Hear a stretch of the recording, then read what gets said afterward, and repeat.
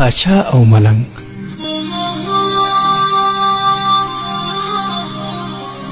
یو ورځ پاچا د ښار په یو طرف کې یو ملنګ ولیدی چې لګیا دی او د خپل رب سره راز و نیاز کوي. پوښتنه یې ځینې وکړه: ملنګ بابا څه کوې؟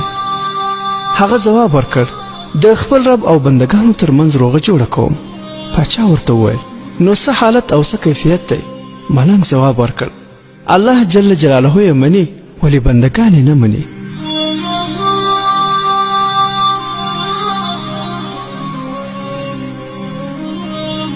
یو څو زمانه وروسته پاچا هدیرې ته لاړ. څه ګوري چې دا ځل ملنګ بابا په هدیره کې د خپل رب سره راز و نیاز کوي. پوښتنه یې ځینې وکړه: ملنګ بابا دلته څه کوې؟ ملنګ ځواب ورکړ: د خپل رب او بندګانو ترمنځ بیا روغه جوړه کوم. پاچا ورته وویل: نو څه حالت او کیفیت دی؟ ملنګ ځواب ورکړ: دلته یې بندګان مني ولې الله جل جلاله یې نه مني.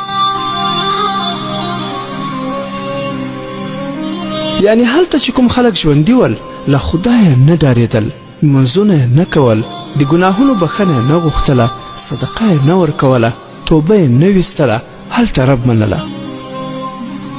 اوس دلته دوی ډېرې چیغې وهي چې ربه موږ بیرته دنیا ته ولېږه، موږ لمونځونه کوو، صدقه ورکوو او نیک عملونه کوو، خو اوس یې ورسره رب العالمین نه مني.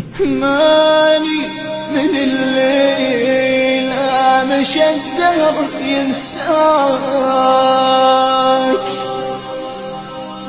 مالي من الليل عشراك المصالح. دوستانو دوباره راتګ دنیا ته نشته. راځئ چې له دې طلایي موقع نه ښه استفاده وکړو او د خپل رب جل جلاله سره په ژوندانه کې روغه وکړو او هغه راضي کړو. یا رب ته مو آخره خاتمه په ایمان کړې. آمین یا رب العالمین.